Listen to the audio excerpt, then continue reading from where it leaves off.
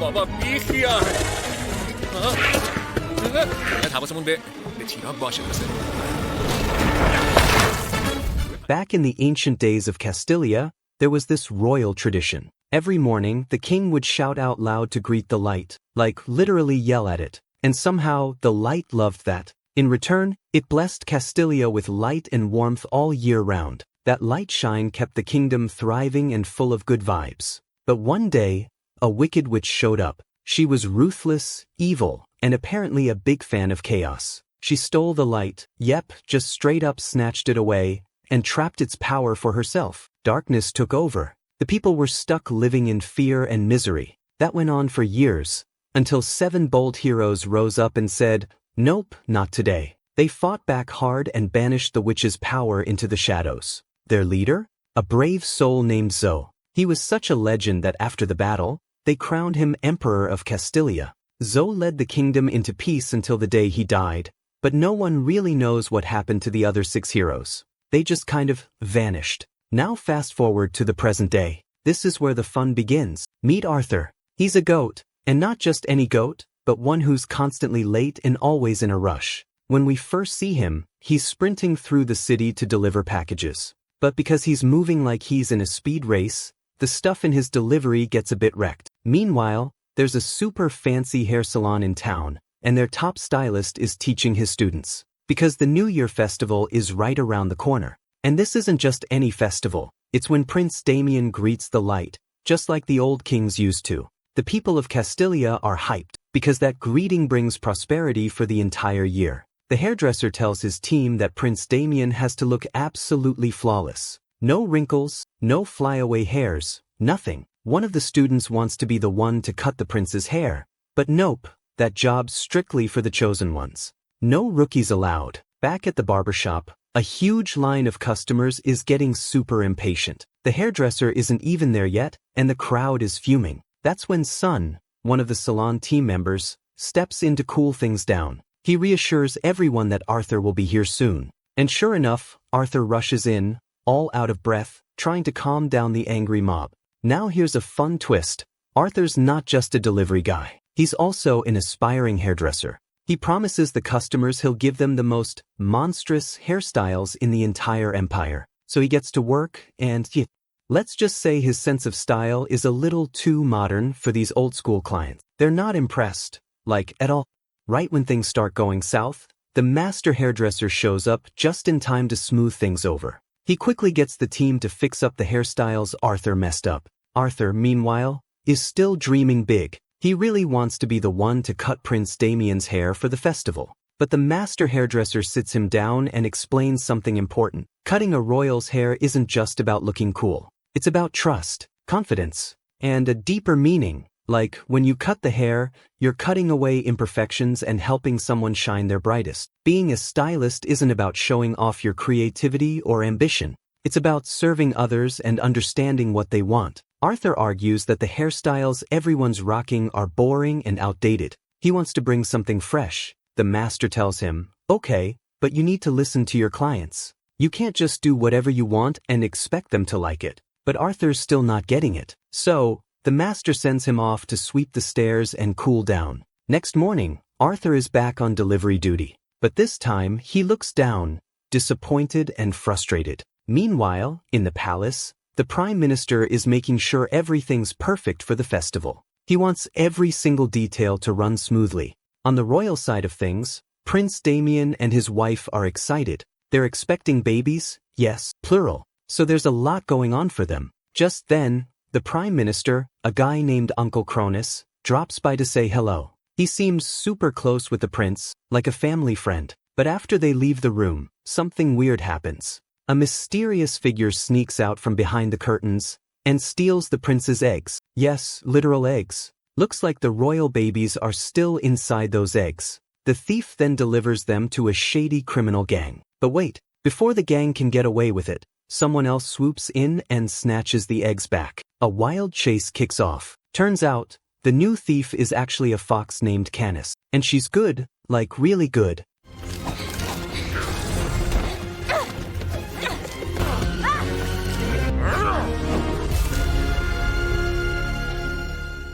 she manages to outrun the gang and escape. Meanwhile, Arthur is still sulking over having to clean stairs, when suddenly, boom, something drops from above. It's Canis.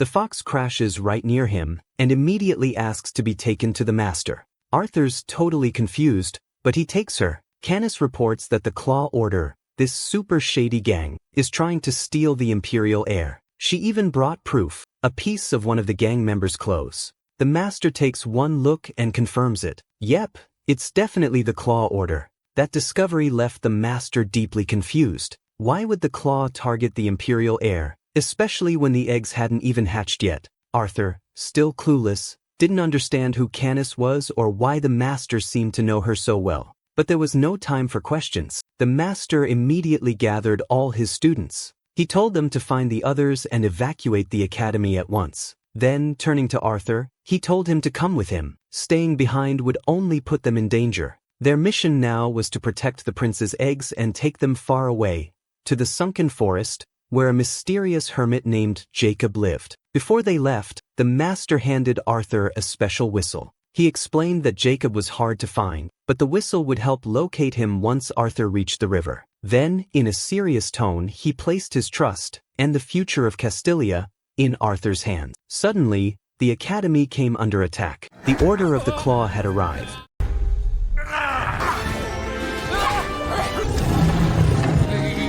Amid the chaos, Canis tossed Arthur to safety and told him to run ahead with the eggs. Canis and the team would stay behind and hold off the attackers. Arthur escaped the burning academy, but what he saw outside shook him even more. The town was in flames. People were screaming. The Order of the Claw was everywhere. Arthur, terrified, could barely comprehend the destruction unfolding around him. Meanwhile, back at the palace, a cheerful maid was on her way to check on the eggs, excited about the upcoming festival. But she had no idea the eggs were gone. Back with Arthur, he was running, panting, exhausted. Frustrated, he dropped the eggs and yelled that he didn't want any part of this mess. But something pulled at him, and in the end he picked them up again and kept running. He soon reached a cliff, and was completely cornered.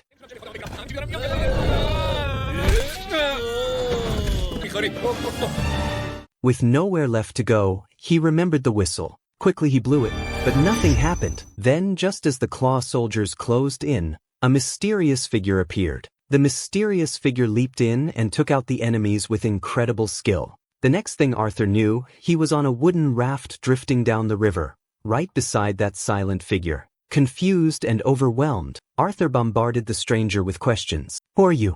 How did you get here so fast? What's going on? But the figure said nothing. Arthur began to cry. I'm just a barber, he said through tears. Why is this happening to me? Back at the academy, the once beautiful halls were now scorched ruins. Members of the Claw searched every inch for the stolen eggs, but the master stood his ground. They're already far from here, he told them, and with every passing minute, they're getting farther. He revealed that he had given the eggs to his best student, Arthur. Meanwhile, on the raft, the mysterious figure finally spoke. He asked Arthur where he got the fluid, the strange magical essence protecting the eggs.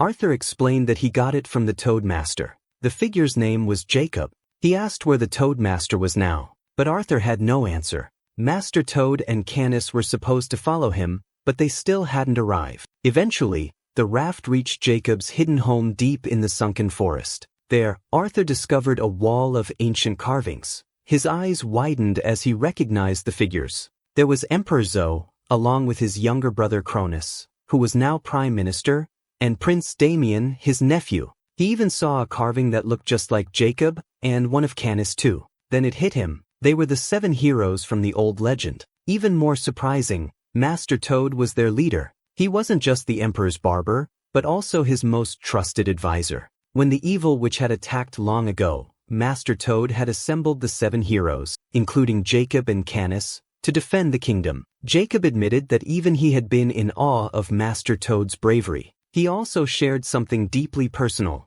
Arthur's parents had been 2 of those heroes. They were Jacob's best friends, and they had delivered the final blow to defeat the witch. But it came at a cost. They didn't survive. Jacob said that he should have taken care of Arthur, but he wasn't brave enough back then. That's why Master Toad stepped in and raised Arthur as his own. Arthur, lying in bed, thought about everything he'd just learned. He realized how much Master Toad had sacrificed for him. In his heart, he had always seen him as a father, but he'd never truly appreciated him. Now, guilt washed over him. He hadn't been a good student. He whispered an apology into the night. A flashback then showed us how much Master Toad loved Arthur. When Arthur was little, Master Toad would pad every corner in the house just so the child wouldn't bump into sharp edges. He was there in every happy moment, and every time Arthur was heartbroken. He had always been by Arthur's side. But the peace didn't last. The next morning, the Order of the Claw had found their location. Jacob realized they had no time left. He handed the eggs to Arthur and told him to leave immediately. He begged him to act maturely and protect them at all costs. Even though Arthur still didn't understand why the Order of the Claw wanted the eggs,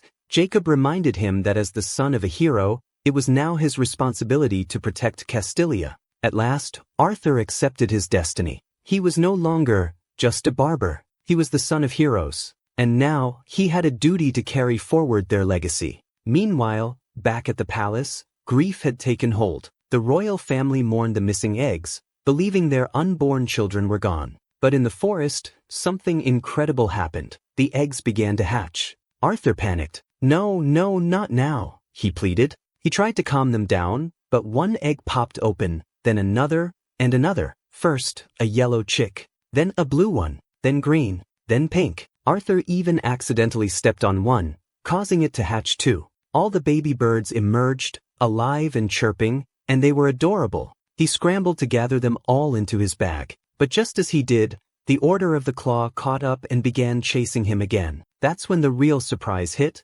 These little chicks weren't helpless. Each one had a special fighting ability. Even as newborns, they defended themselves and Arthur with surprising skill.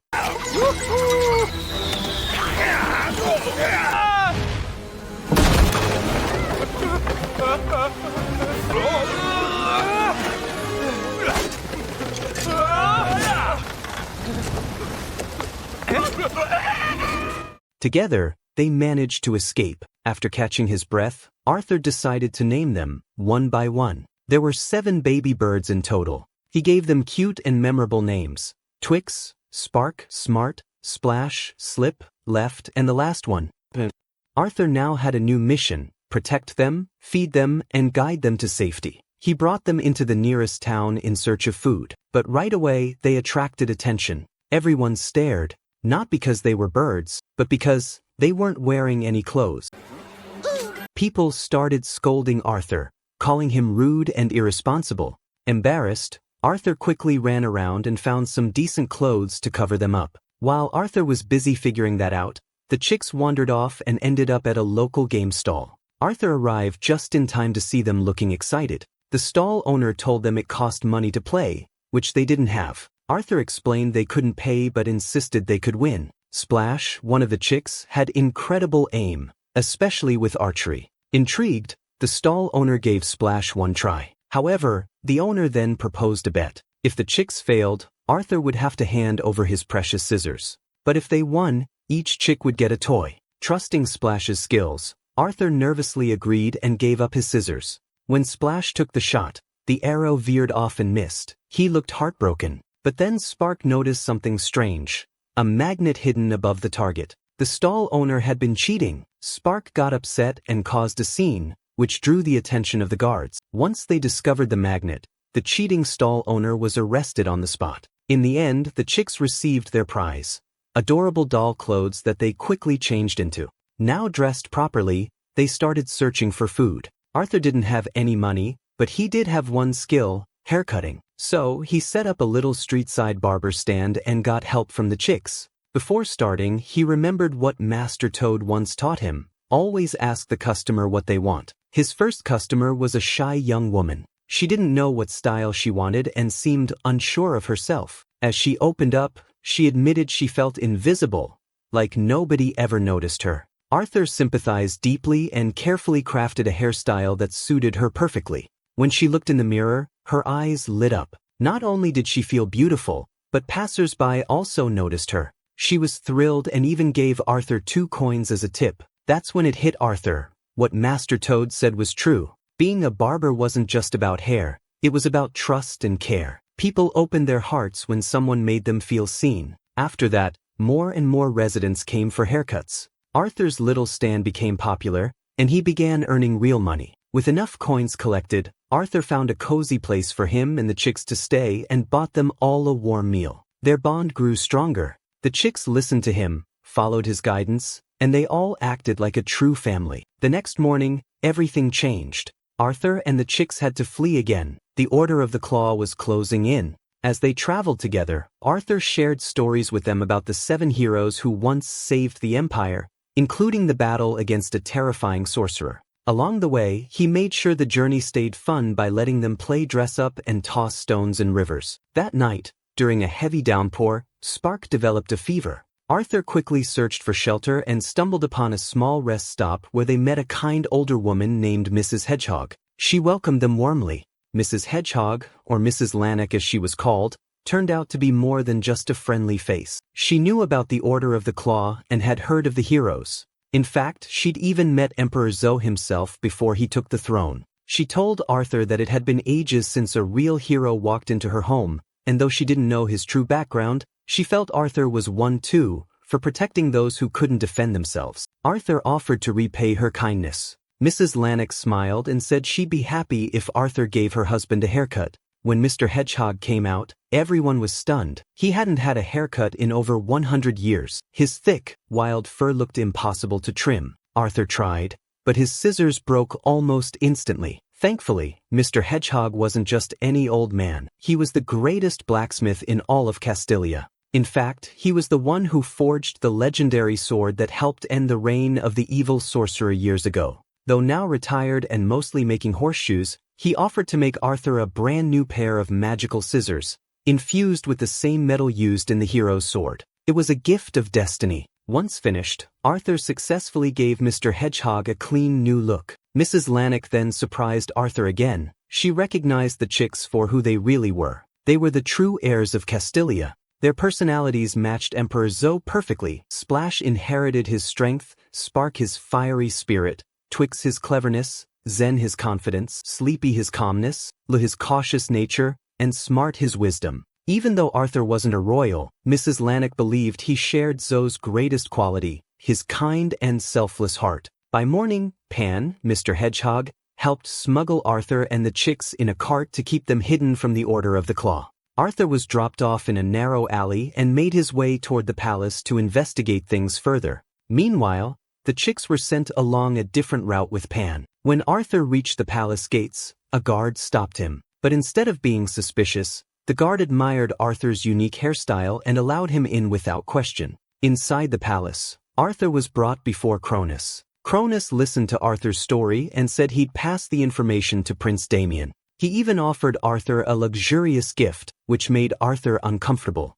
But there was a catch. Cronus's kindness was a mask. It was a trap. Cronus turned out to be a high-ranking member of the Order of the Claw. So were some of the palace generals, who had infiltrated the royal ranks long ago. They had been using their power to quietly track down the true heirs. Arthur was immediately captured and thrown into the palace dungeon. It turned out to be true. Cronus was the head of the Order of the Claw all along. General Castillia and several others in the palace were secretly under his command. That's why Arthur ended up being captured and thrown deep into the dungeon. Cronus didn't waste time. He ordered his generals to hunt down the chicks before the royal festival began. He had a plan to execute, and it was coming together quickly. But what Cronus didn't realize was that the chicks had already snuck into the palace and witnessed everything from the shadows. They saw him betray Arthur. Then Cronus went to Prince Damien and Princess Alida, pretending to be the hero of the day. He told them that their missing children had been found, and that he had already captured the kidnapper, Arthur. Cronus lied smoothly, claiming the chicks were hiding in an old village on the empire's outskirts. With fake concern, he urged the prince to send the entire palace guard to rescue them. The prince, not suspecting anything, gave the order. With the guards gone, Cronus could carry out his true scheme. Meanwhile, the chicks were planning to rescue Arthur. But before they could act, the generals discovered them and gave chase. 5 of the chicks were caught. Only Twick and Sleepy managed to slip away undetected. Down in the dungeon, Arthur was thrown into a dark cell. But to his shock, he wasn't alone. Master Toad Jacob and Canis were there too. They were still alive, but had been locked up in chains made from black beetle vines, magical plants so tough no one could escape them. Arthur quickly explained what had happened. He told them everything was Cronus' doing. Jacob was stunned. He never suspected Cronus was the true villain. Cronus' plan was now clear. He wanted to use the chicks as leverage, threatening Prince Damien into giving up the throne. With the palace guards out in the village, the Order of the Claw would have full control during the festival. Master Jacob said there was only one way to escape the beetle vine, with Emperor Zo's legendary sword. Any other weapon would only make the vine stronger. Back at the palace, Prince Damien finally discovered Cronus' betrayal. But by then it was too late. Cronus surrounded him with his own loyal soldiers. He smugly threatened Damien, offering a cruel deal. He would return the 7 children, but only if Damien agreed to abdicate the throne and make the announcement publicly at the festival. Damien, though furious, hesitated. He even drew his sword, but unlike his father, he lacked the strength to fight back. He was trapped. Meanwhile, in the dungeon, Arthur was reflecting. He missed the chicks dearly. He finally understood all the lessons Master Jacob had tried to teach him over the years. For the first time, he truly realized the depth of his master's love and patience. Arthur knew that if he could just get his magical scissors, crafted from the same metal as Zo's sword, he could break free. But the scissors had fallen earlier, or so he thought. Just then, Twick and Sleepy appeared out of the shadows, carrying the scissors. They had snuck into the dungeon to help. Only Arthur could understand their chirps, so he translated their plan to Master Jacob and Canis. Their hope was reignited. Using the enchanted scissors, Arthur quickly freed everyone. The day of the grand festival had arrived, but instead of Prince Damien, it was Cronus who took the stage. In front of the confused crowd, he proudly declared himself the new prince and heir of Castillia. But the people didn't cheer. They just stared, puzzled, sensing something wasn't right. Then, just in time, Jacob and the others arrived. They stormed the stage and shouted the truth. Cronus was a traitor. Chaos erupted as the citizens began to understand what was really going on. Cronus' generals were defeated, one by one. But then came the final twist. Cronus wasn't Cronus. He transformed into the evil wizard who had once threatened Castillia. The dark sorcerer had been controlling Cronus' body all along, using what little magic remained to possess him. A massive battle broke out. The evil wizard used his powers to fight fiercely. Arthur froze for a moment, unsure what to do, until Master Toad shouted for him to run. Canis yelled that the wizard's power came from his staff. If Arthur could destroy it, they might stand a chance. Arthur dashed forward, dodging spells and chaos. The chicks joined in, bravely supporting him, distracting the wizard just long enough. Then came the moment of truth. All 7 chicks fought together. Splash, Spark, Twick, Zen, Sleepy, Lou, and Smart, each using their unique talents in perfect harmony. Their teamwork gave Arthur the chance he needed. He lunged forward and struck the wizard's staff, shattering it.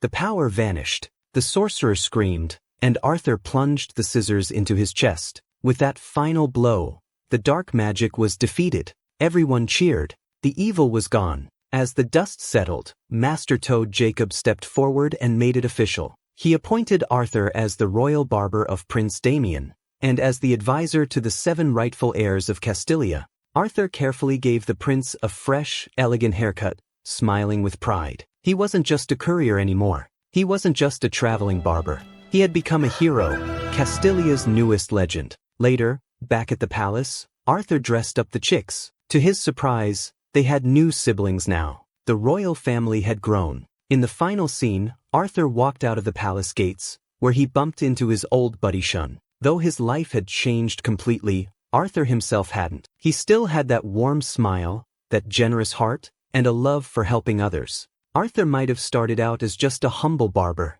but now he was the heart of the kingdom.